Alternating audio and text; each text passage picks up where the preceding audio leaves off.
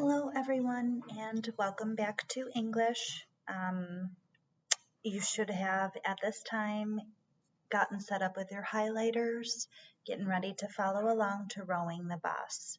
We are going to be writing about the short story all week long, so make sure that you are highlighting anything interesting or important and those main events and main ideas that happen. That'll help you with all the questions you're going to answer for the rest of the week. Rowing the Bus by Paul Logan. Preview. If you could go back in time and undo one thing you are sorry for, what would it be? Such a long regretted moment is the focus of Paul Logan's essay. While we can never turn back the clock, this story illustrates how we can do the next best thing. We can turn our regrets into valuable lessons in living. Some words to watch are musty, stale or moldy in odor, brunt, which is the greatest part, sinister is evil, stoic is emotionless, and stricken means to be affected by painful emotions. These paragraphs are numbered. You can see paragraphs 1, 2, 3, and 4 on this page. That's going to be a good skill and strategy for our Regents exam when we send you back to a paragraph or a line number. Let's get ready to highlight. When I was in elementary school, some older kids made me row the bus. Rowing meant that on the way to school, I had to sit in the dirty bus aisle littered with paper, gum wads, and spitballs. Then I had to simulate the motion of rowing while the kids around me laughed and chanted, "Row, row, row the bus." I was forced to do this by a group of bullies who spent most of their time picking on me. I was the perfect target for them. I was small. I had no father, and my mother, though she worked hard to support me, was unable to afford clothes and sneakers that were cool. Instead, she dressed me in outfits that we got from the bags, hand-me-downs given as donations to a local church. Each Wednesday, she'd bring several bags of clothes to the house and pull out musty, wrinkled shirts and worn bell-bottom pants that other families no longer wanted. I knew that people were kind to give things to us, but I hated wearing clothes that might have been donated by my classmates. Each time I wore something from the bags, I feared that the other kids might recognize something that was once theirs. Beside my outdated clothes, I wore thick glasses, had crossed eyes, and spoke with a permanent lisp. For whatever reason, I had never learned to say the S sound properly, and I pronounced words that began with f as if they began with a duh. In addition, because of my severely crossed eyes, let's flip to the back, lacked the hand and eye coordination necessary to hit or catch flying objects. As a result, footballs, baseballs, soccer balls, and basketballs became my enemies. I knew before I stepped on the field or court that I would do something clumsy or foolish, and that everyone would laugh at me. I feared humiliation so much that I became skillful at feigning or faking illnesses to get out of gym class. Eventually, I learned how to give myself low-grade fevers so the nurse would write me an excuse. It worked for a while until the gym teachers caught on. When I did have to play, I was always the last one chosen to be on any team. In fact, team captains did everything in their power to make their opponents get stuck with me. When the unlucky team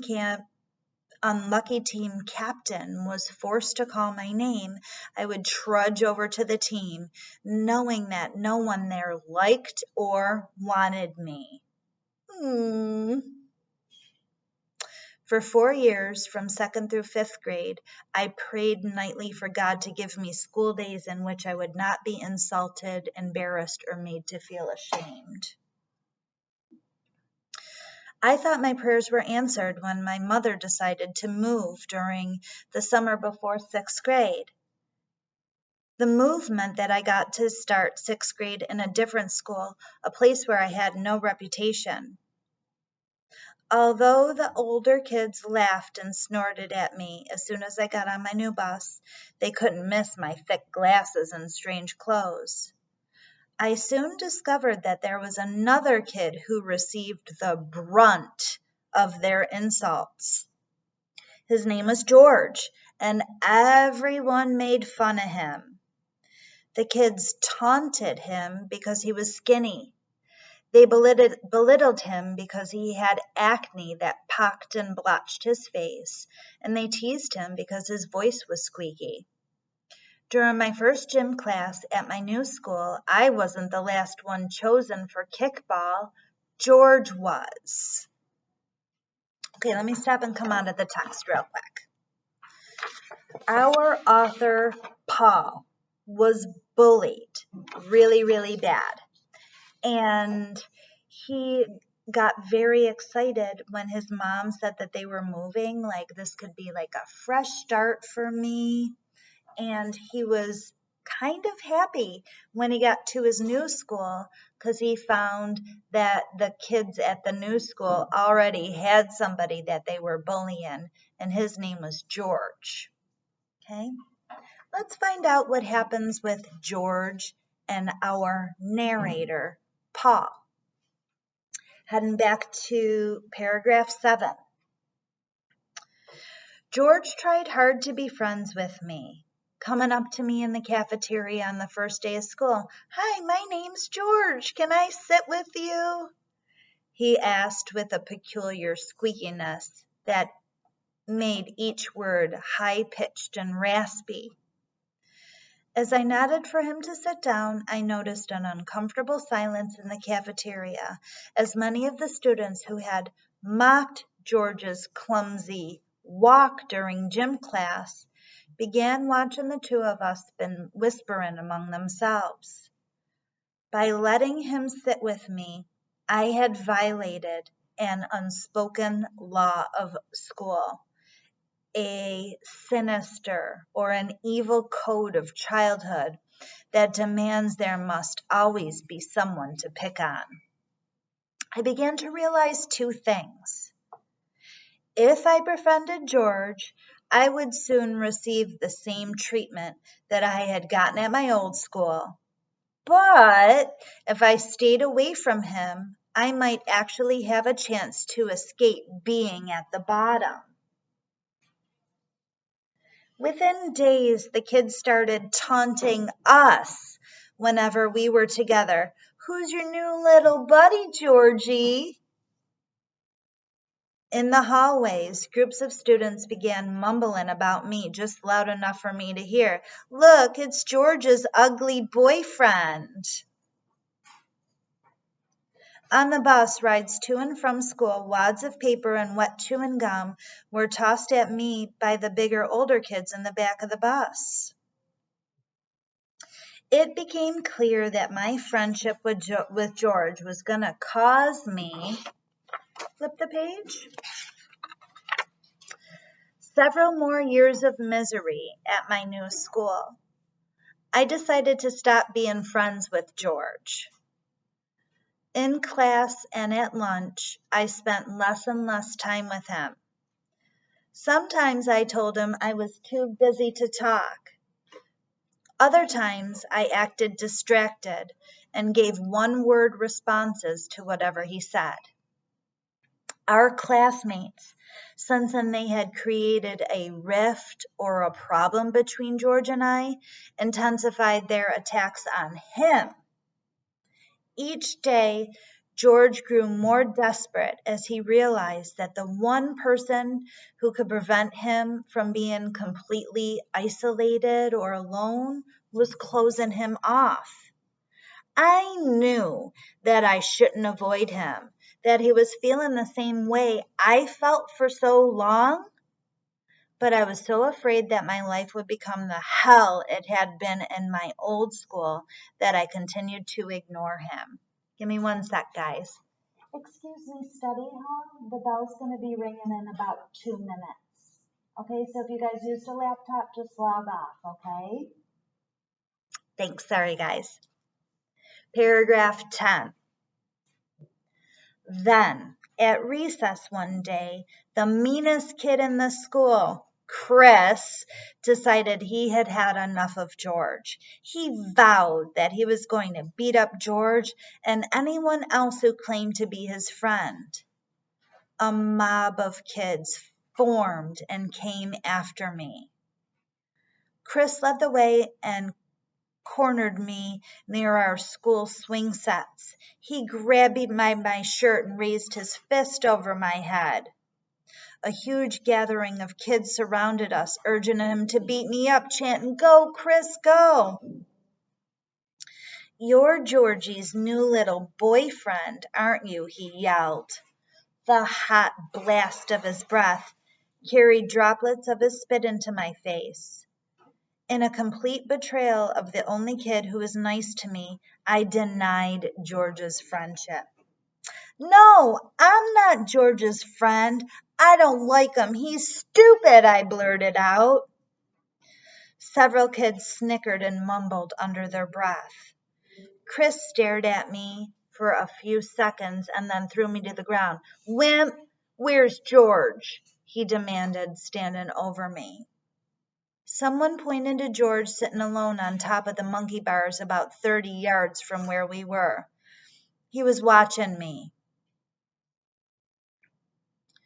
Chris and his followers sprinted over to George and yanked him off the bars to the ground. Although the mob quickly encircled them, I could still see the two of them at the center of the crowd, looking at each other.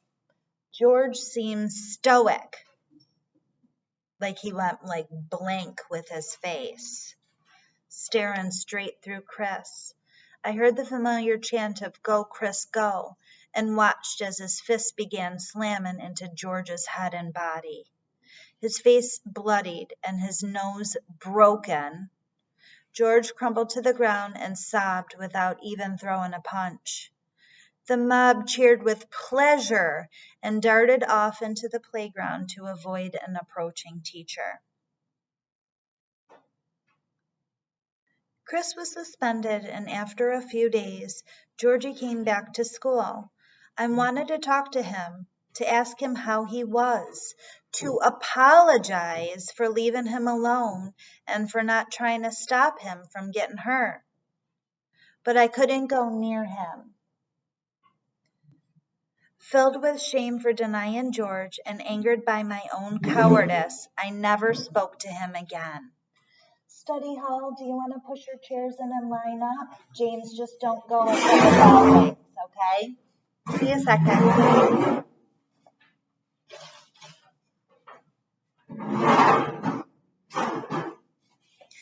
Several months later, Marshawn, you're a celebrity.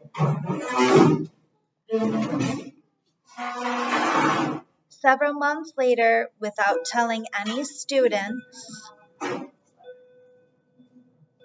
George transferred to another school.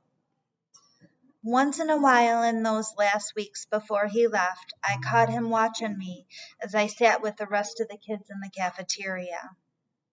He never yelled at me or expressed anger, disappointment, or even sadness. Instead, he just looked at me. Let's flip the page to finish the story.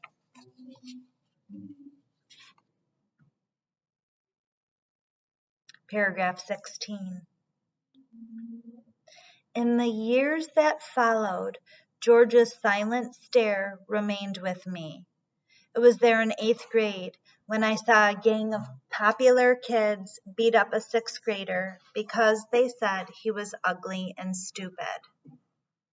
It was there my first year in high school when I saw a group of older kids steal another freshman's clothes and throw them into the shower.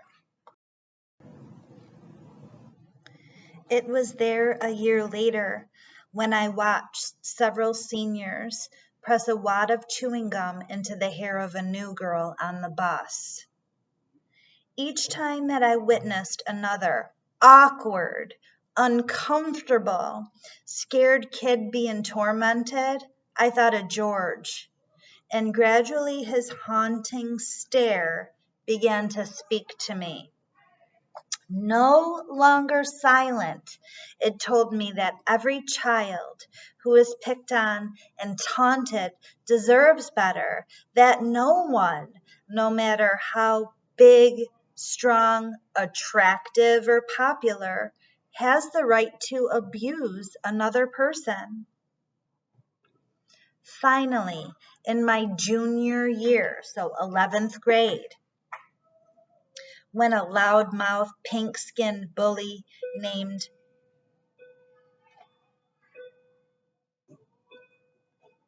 named Donald began picking on 2 freshmen on the bus, I could no longer deny George.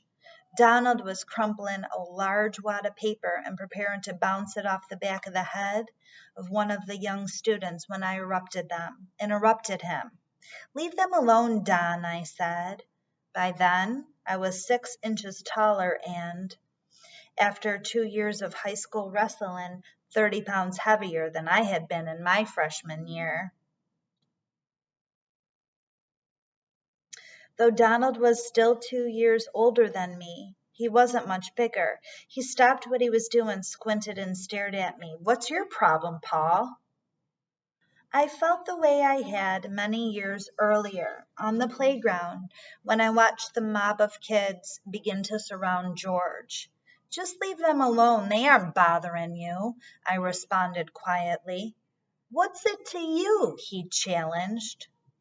A glimpse of my own past, of rowing the bus, of being mocked for my clothes, my lisp, my glasses, my absent father flashed in my mind. "Just don't mess with them. That's all I'm saying, Don." My fingertips were tingling. The bus was silent. He got up from his seat and leaned over me, and I rose from my seat to face him. For a minute, both of us just stood there without a word, staring. "I'm just playing with them, Paul," ha ha, chuckling. "You don't have to go psycho on me or anything." Then he shook his head, slapped me firmly on the chest with the back of his hand, and sat down. But he never threw that wad of paper. And for the rest of the year, whenever I was on the bus, Don and the other troublemakers were noticeably quiet. Although it has been years since my days on the playground and the school bus, George's look still haunts me. Today, I see it on the faces of a few scared kids at my sister's school. She's in 5th grade. Or once in a while, I'll catch a glimpse of someone like George on the evening news, in a story about a child who brought a gun to school to stop the kids from picking on him, or in a feature about a teenager who killed herself because everyone teased her. In each school, in almost every classroom, there is a George with a stricken face, hoping that someone nearby will be, flip the page, strong enough to be kind, despite what the crowd says, and brave enough to stand up against people who attack, tease, or hurt those who are vulnerable. If asked about their behavior, I'm sure the bullies would say, "What's it to you? It's just a joke, it's nothing." But to George, and me and everyone else who has been humiliated or laughed at or spat on. It's everything. No one should have to row the bus. The end. At this time, we're just going to choose one of the bottom or one of the following first impressions to write about today. So you guys can take a peek at the first impressions. We're gonna look at the three of them. You choose one for today. 1. Did you enjoy reading the selection? Why or why not? 2. What do you think would have happened if Paul had stood up for George? Would it have made any difference? Or 3. Did your elementary or high school have bullies and victims similar to the ones in the story? How did they behave? So I want you guys to take a look at those 3 first impressions and circle the one that you're going to answer today. We're going to head over to the place for you to write your answer. Thanks, everybody.